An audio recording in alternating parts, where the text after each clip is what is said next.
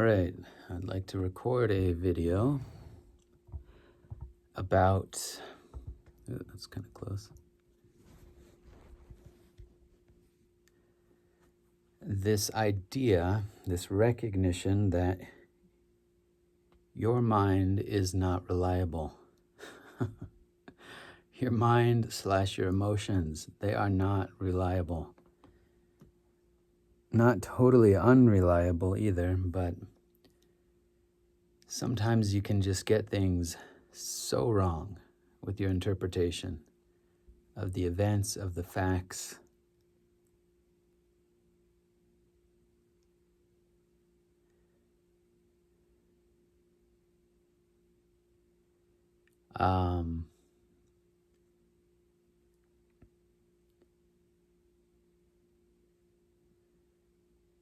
Yeah, and I'm just thinking about that because today, let me say a few other things. I mean, your mind and how you view things, your vantage point, it's a starting point. It's where you gather data. It's the ground of your experience, but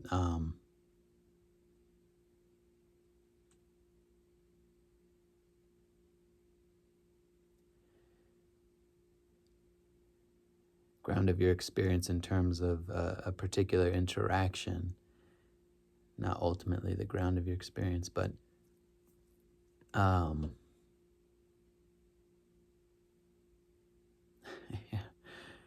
there's just so many ways to misapprehend a situation, and I can talk out of the other side of my mouth as well and say, don't invalidate or disrespect your wisdom, your knowledge, your insight. Your emotions are there. They have a kind of truth to them.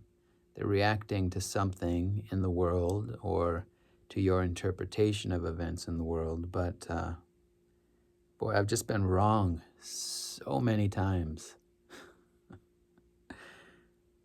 So many times.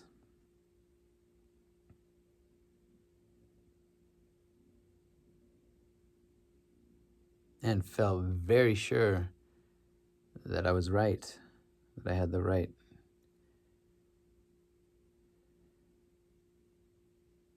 That I was in the right.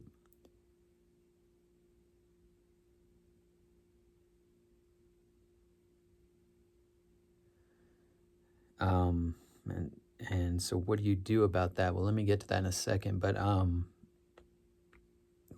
today I had an experience. I was doing a DoorDash. It's like the DoorDash Chronicles here, but I got to a place, a Whataburger, and it's in a way, it's sort of like pissing into the wind. Is that the right expression? There's something futile about trying to disentangle all of this because there's an innocence to it, and it's hard. It's hard to draw out a specific rule of thumb or a heuristic that you can live by. That you can live by, because life is the great frustrator of your plans and of your rules and of your beliefs about how things should be, about how things are. There's always going to be an exception. And the more firm you try to land somewhere on how it's got to be, on how you've got it figured out, the harder that fall is going to be when life pulls the rug out from under you. There's nowhere to land. There is nowhere to stand. It's infuriating. It's really infuriating, that aspect of life, but you can guarantee that that's going to happen. Now, the collective wisdom of the species, the collected wisdom of your individual life is not without merit, but just plan on the unexpected, on life throwing a wrench, like I say, pulling the rug out from under you. You won't be able to find in this world, the one way to move through every situation.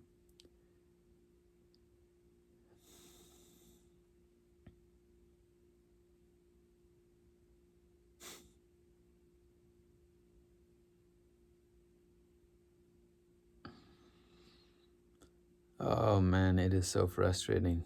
Sometimes, often, being on this planet is just so frustrating.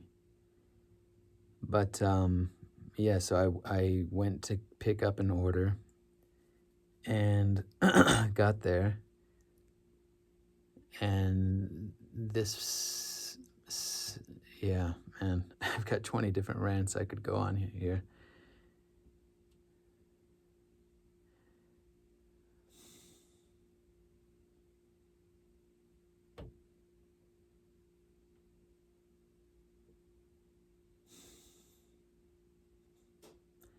But the person running the register, the person that greeted me, nice person, I think a young lady that had a pretty ambiguous, is that the right word? Androgynous, ambiguous. I think it was a young woman. She was very nice. I mean, just straightforward, nice. And I said, I'm here to pick up this order. I'll just say her. Showed her the app, or showed her the person I was picking up for. Told her the name. And she said, we just gave that order to somebody else that came in here and said that they were picking up an order for that person. So, and I'm telling that, I mean, that's a critical part of the story, but it also is going to tie into the larger message here. So I want to flag that part right there. So that's not good when you hear that, when you're just kind of going through, step by step, just trying to, this should be the least complicated part of the whole dash of the whole order. Give them the name, you get the order, and you go. However, they said, yes, somebody came in here and said they were picking up an order for that person, and so we gave them the order. So I called the, yes, I was kind of frustrated about that. Yeah, I guess let me bring in, no, let me finish this out and then I'll bring in this other piece. So yeah, I said, oh, that's not good. Can't remember exactly how it went, but I think I asked them, did you check that it was, that they were picking up for that person? And I believe she said, yes, they did check, like that they showed her the phone with the order on it. So that just doesn't compute for me. How's that possible? So I called the customer and just instantly furious. The customer is instantly furious. Somehow when they're just so like maxed out with their anger over something, not that this isn't trivial. I mean, you spend your money and you're getting complications on something that should be straightforward. I can understand being frustrated, but they just went 0 to nuclear, in less than 3 seconds. And said that they had not gotten the order. That was kind of the important piece I was trying to figure out. I explained that they said somebody else came and got it 10 minutes ago. And the customer said, no, I didn't get the order. Definitely not that calmly, but that's what they said.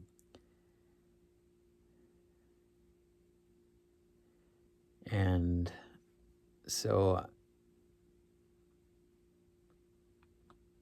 from there, I talked to DoorDash, trying to figure out what the hell is going on here.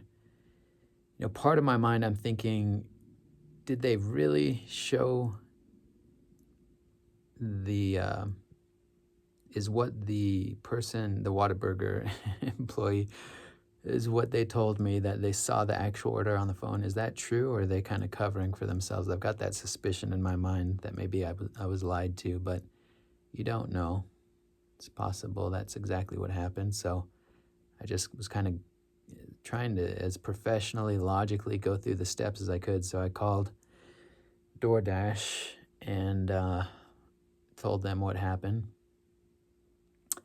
At that point, they were able to see and explained to me that what happens sometimes is a dasher will go to an order, pick it up, they'll take the order, accept the order on there. The delivery driver will accept the order on their app. They'll go to the place, they'll pick it up, they'll confirm the order. And at that point, once they've got the order in hand, then they, what's the term? They unassign, I think is the term. They unassign from it. So fraud, they're stealing.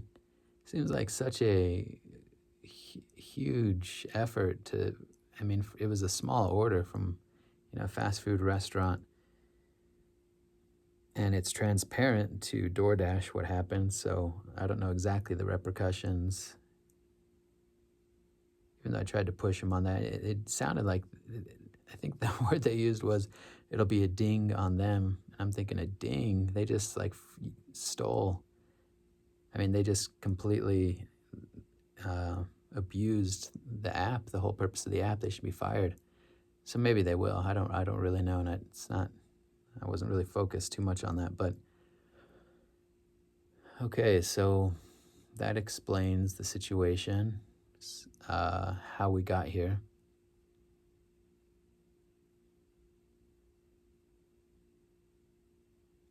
Now, there were a few other interactions in between all this. The manager came and talked to me, and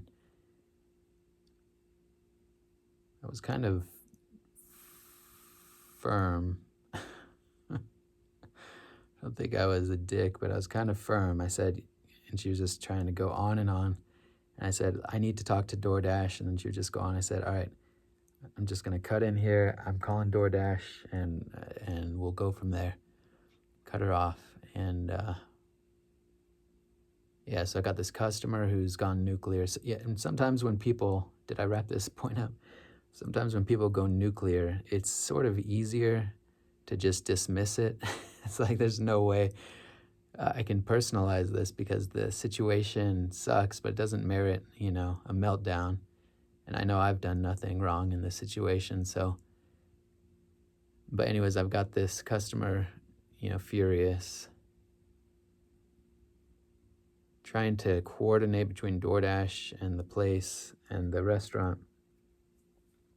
So I put the manager on the phone with, or one of the employees, I can't remember, on the phone with the guy, the DoorDash agent, and it sounds like they have everything settled. He says, all right, we're going to pay for, we'll reimburse the customer for the one that was stolen, and then we're going to put in a new order. Did he say it exactly like that? I can't remember, and that's a critical point, but that we're going to, we'll pay for the new order to be made. And I understood that, after they talked, I said, all right, is there anything else for me to do? He said, nope, we're going to take care of it from here. And I said, okay, I'll just wait here, get the order.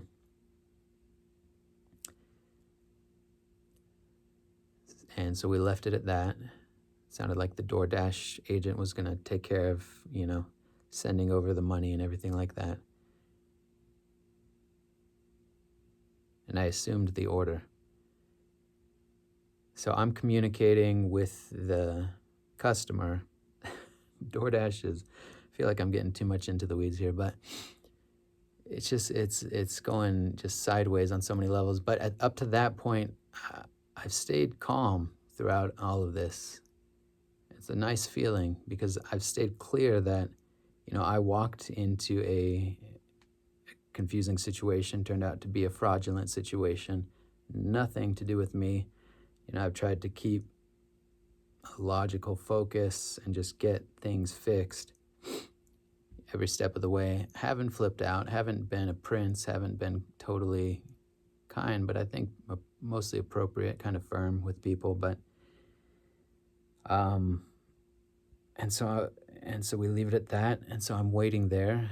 I let the customer know what happened, and they say that person should be fired, and I don't disagree with that. I say, yeah, I'm just going to wait here till the order's ready, and then I'll take it to you.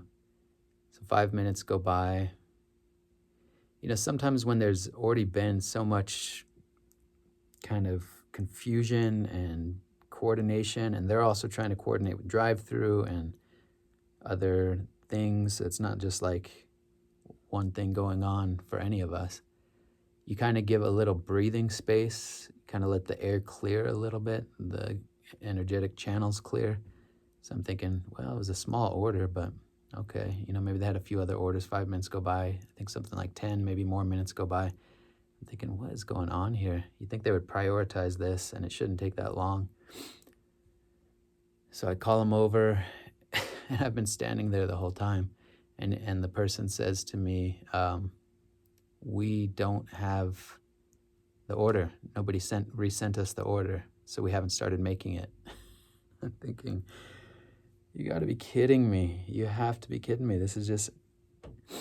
And I said, I really wish somebody would have told me that. I've been standing here the whole time, As I've reflected on it, I guess I can see their point, though, because I think they were just waiting for the order to come in from DoorDash, which was my understanding as well. Did they explicitly communicate that? I think so. I can't remember. They definitely didn't tell me I had anything else to do with it. It seemed like they were taking it from there. But so I am like, what the fuck? So they haven't started making the order. Talk to the manager. I say, well, you have it in your system, right? And they say, no, we have to have a new one come into the system. I say, well, here it is on my phone. Here's the order. Can you start with it while I get get DoorDash back on the phone? Today was just like one of these comedy of errors, more of a tragedy. But sometimes you push it to the limit, and it starts to slide into absurdist. There's like an absurdist comedy that can come online when it becomes... I don't know if it got to that point. I mostly felt frustrated, actually. The automated system with the DoorDash support takes forever. It's so hard to get a live person. So I go through that whole rigmarole. It's like 30 or 40 minutes probably since this customer placed their order, and they still haven't even started making the food, for all I know. The DoorDash support is just telling me all this stuff about, we're just going to cancel it. You're going to get half pay for this. And I'm like, man, this just does not seem right. So I try to explain again as coherently as I can what happened. And I get the person to talk to the manager again. And the guy says to the manager, yeah, we already paid for both of them. We sent it over to you guys. We called you guys.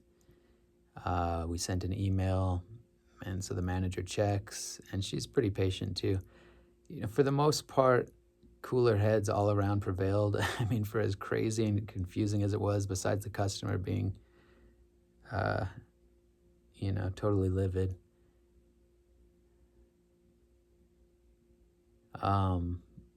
But yeah, I mean, the manager also wasn't perfect, but for the most part, I think she handled it pretty well. She went and checked. They hadn't gotten any orders come in, so man, it was just a nightmare.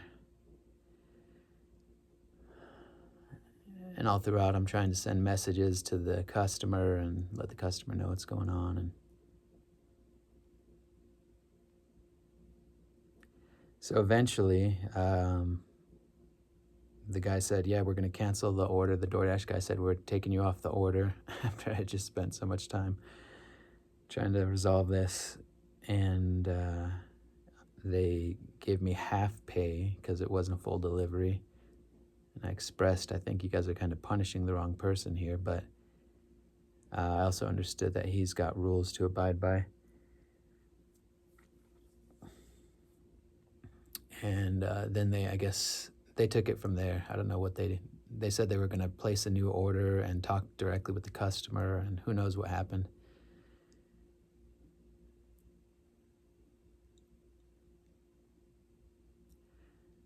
The whole point of that story, and a lot of that was just processing and venting, trying to figure out loud a lot of the stuff here. But there's a few points. I felt like I handled it reasonably well. I think I got a little bit, if I go back in there, I don't know, I'll have to see how I feel, but I might try to, apologize to, at least maybe to the first person I talked to. They seemed a little bit rattled, and I probably came off a little bit hot. I don't know, though. I think that can be a trap, too, feeling like you always need to apologize for everything. And so sometimes I don't intentionally, just so I don't get caught up in, overly feeling guilty about everything and compulsively apologizing. I don't know. I'll have to see how I feel about that. But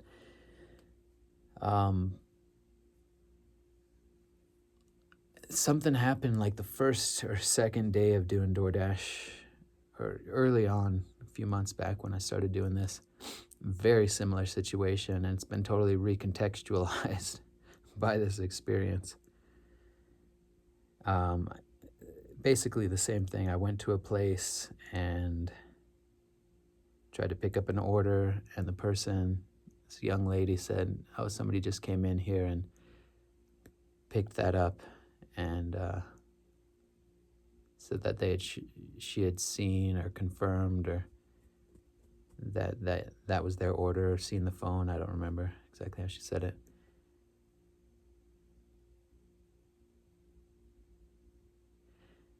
And I just was so frustrated. I just, see, the thing is, I wanted to do it right. I wanted to get the customer, and they weren't willing to, the restaurant wasn't willing to pay for it. I just didn't know the system, in part. It was what was going on. I didn't know to, call DoorDash, and I was kind of just thrown off. And so I got, pissed. I was really pissed. A strong part of me thought, this is just an excuse that this young lady who doesn't want to get in trouble is saying, because there's a way you can kind of, besides this scam, which I think is a really dumb scam because it's so traceable and it takes so much effort, and you ruin your chance of ever being a dasher. I guess you could just create new accounts every time you wanted to do this, maybe. I don't know. Seems like a really dumb scam with high potential for blowback for a really low reward. But often at places you can go in and just pick up a bag and they don't even check. So that's one way to scam it. Another one is you can often just read the name on the item. Usually it's back behind the counter, and you can just go up and say, "I'm doing a Uber Eats or a DoorDash for Sam Jones," because you read it. And that's all the information that they care to take, and they give it to you and walk off. So that's kind of what I was thinking at that early stage. I just basically thought she was lying. I thought, no, there's no way somebody came in. How would that even be possible? And so I got pissed, and I went off, and I was like,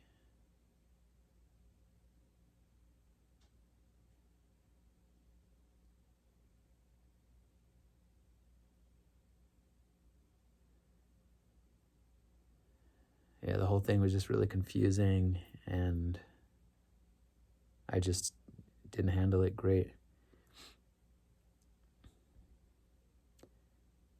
But right after that same day, I went back and I just apologized to the person. Still thinking that she may have lied, but I just didn't feel right about how I had handled it, cleaning up my side of the street. I thought, well, I don't know. I guess it's possible that she was 100% honest. I think she was still kind of giving a strong attitude, and there's ways she could have handled it better and all that. But and when I went back in, she looked kind of frightened, like, who is this crazy guy coming back in? And it seemed like she had been crying also. So I'm glad I went back in and just in a humble way said, hey, I apologize. And she apologized, and it felt like the right thing to do. But now even more so, now that I've seen this and understand better how people can do this, it seems at least plausible and perhaps likely that that's what happened in the first situation. Somebody had just acted fraudulently, stolen.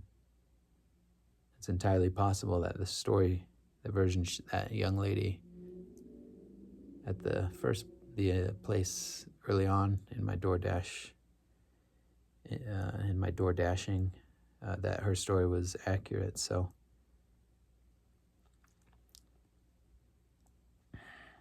it's like the mind just has no shame, has absolutely no shame.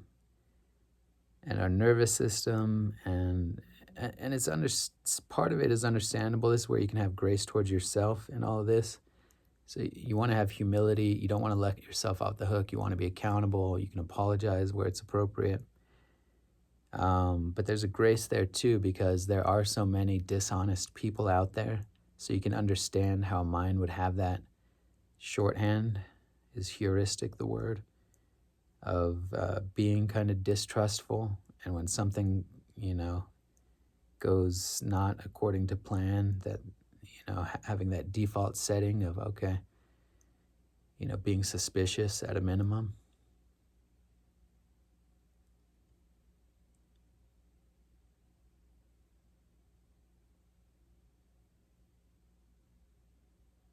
And so I'm not like super down on myself with all this because, and it's still possible she could have been lying to cover herself. And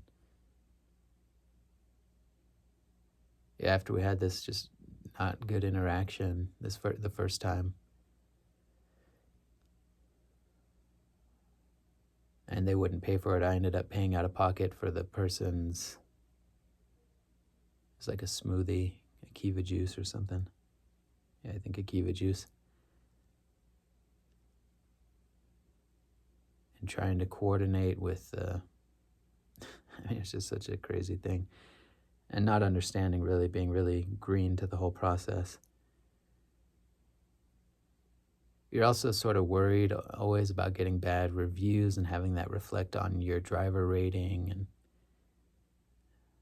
so there's just all these little stress points in it that kind of contribute. But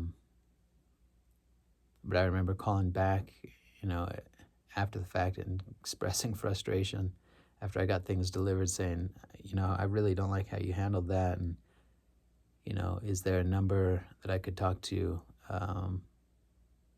your supervisor, your manager? And I got the number. I think I called.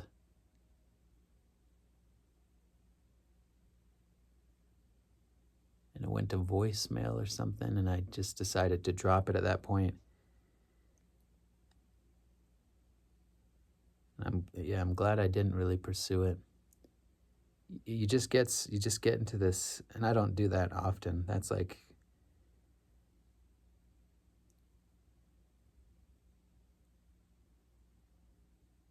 yeah, I was just really, I guess, pissed off, stressed out.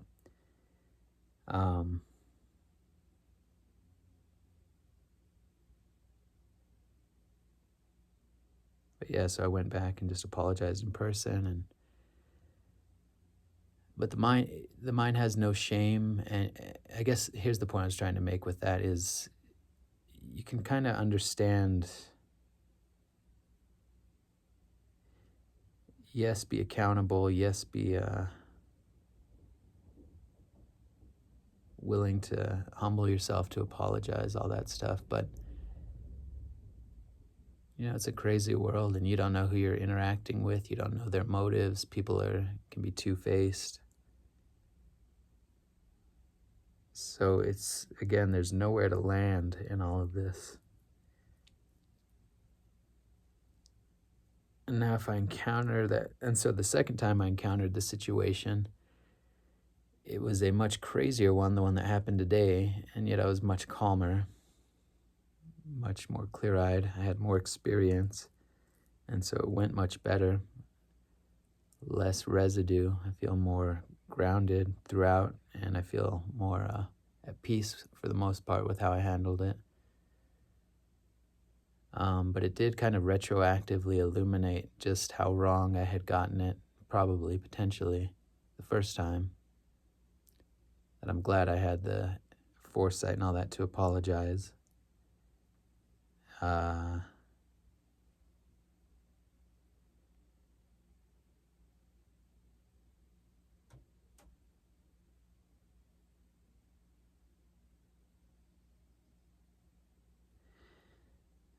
So you do the best you can, I think, is about as close as you can get in terms of like a teaching or a moral. Is you just do the best you can. You learn as you go. Grace for yourself. Try to have grace for others. But see, it's a dynamic thing. It's like this moving target. It's a dynamic balance point in life. And this is not, I mean, this is just DoorDash. This is not like some huge issue. I mean, it is in a sense because this is your daily life, and you want to keep perspective, bigger picture. This is not life or death. But you also want to be sincere and take your work, whatever your work or interaction, seriously and be respectful.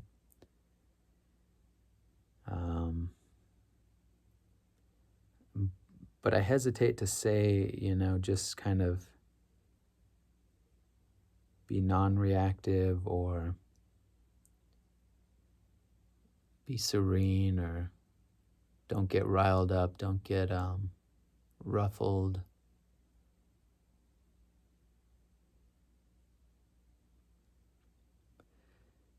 Because that's a distortion in its own way, where you can be kind of so checked out that nothing is reaching you. That nothing has any, you kind of, let me see, I'm trying to figure my way into expressing this.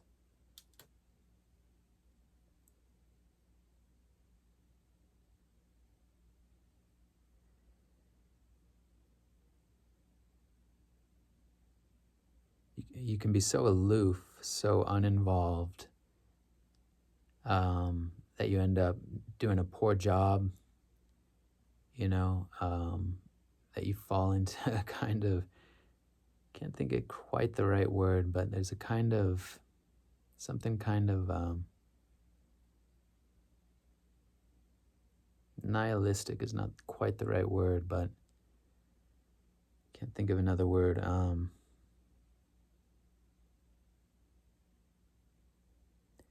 You don't want to be overly involved and, going nuclear like the customer or like myself in other instances. But you want to be engaged. You want things to matter. You want to have an appropriate response, and you want to stay grounded and as logical as you can. But you're a human, so you're not going to do it perfectly, and you're interacting with other humans that have other things going on. And so it's just all these things going on at once, and the computation is happening, simultaneously, and you kind of just do the best you can. So it's like the more healed you are, the more experience you have, the higher likelihood, the better rested you are on any given day. I was fairly well rested. It was earlier in the day.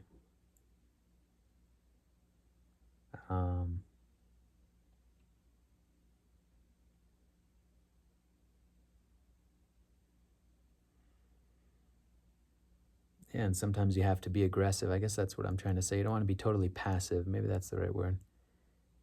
Where it's like, well, okay, who cares, just whatever happens. And no, you got to step up into the fray. And you do have to get involved, and you do have to be firm sometimes, and I had to call people over and coordinate things. Um,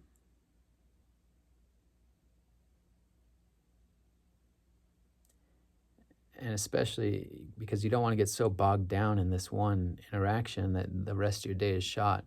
I left that interaction feeling kind of pissed off, having a little bit of residue and, you know, whatever, grumpiness or frustration, but not debilitating amount like it has been other times. And I just kind of kept going through the day.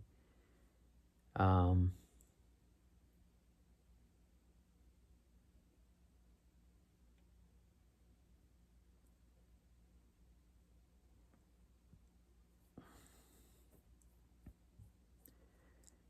Another thing I could offer in all this is you just forgive reality for being fucked up, for being broken.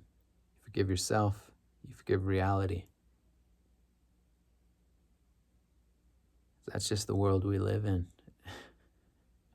It sucks because we're also given high ideals in our spirit, and we're given, sensitive nervous systems. We're put in this very awkward and painful realm in many ways, where we're asked to live a moral life. We're asked to live, the truth out in reality. We're asked to be children of the Most High. We're asked to, heal. And we're up against an ocean of confusion. But you can't carry that weight with you. You can try, and it's going to cripple you. But so yeah, you forgive reality on one level. And I'm still trying to process out the day because there's 10 other interactions, and it was just one of those crazy days. It's like anything and everything that could frustrate you, go wrong. Sometimes you think, man, God, you are so fucking petty. Excuse me for the blasphemy, but I know God can take it. I shouldn't say, well, I don't know, it can be healthy just to blame up and to be like, what the fuck is going on here? Like one of those days where all the big stuff is going wrong, but also all the little things, like stubbing your toe or, just every little opportunity to make the day just that much more intolerable. It's like, really? I sometimes feel like God is just damn petty.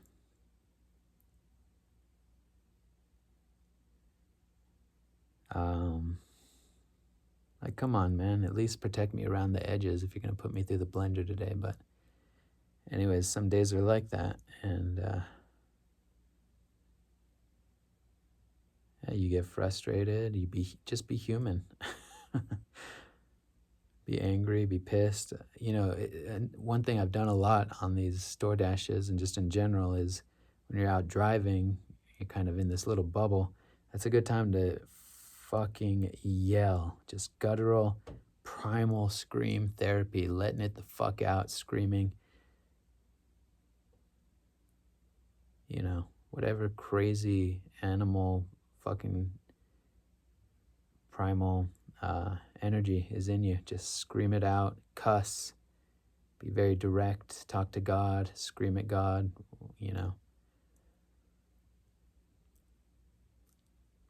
I'll even say, stop fucking treating me like this, be petty. Or, yeah, just be honest about your feelings. You don't have to be, super skillful. I feel that, God can handle that, and it feels healthy sometimes. I read through the Psalms recently, and I'm just going to cite that as validating this point, because a lot of it is just, what is the Jewish word, kvetching? Or is that Yiddish? I don't know. Is that the right word? To kvetch, to complain, lamenting. You find a lot of that in the Psalms, which is part of why I like it. It's like so human. What the fuck are you doing down here, man? Help us out. We need help. Why are you tormenting me? Why are you putting me through hell like this?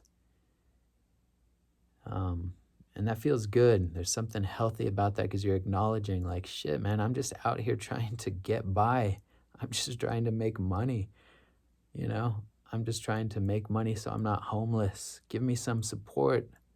Fuck, help me out here.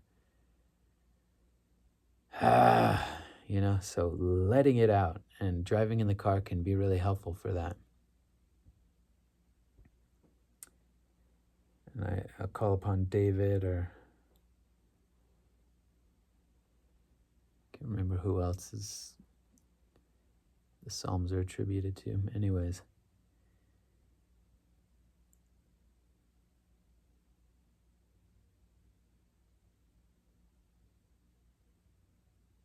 And it's certainly a ton better than falling into addiction or taking it out on other people. Taking it out on God, towards God, sincerely asking for help, being sincerely fucking pissed off, in your car, raging in your car, finding ways that are not going to be, coming out sideways as self-harm or as harm to other people. Very important. The energy has to go somewhere.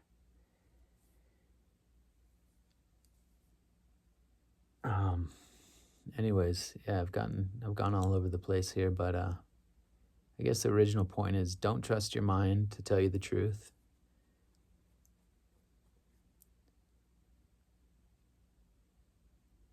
Consider the possibility that it's just flat wrong.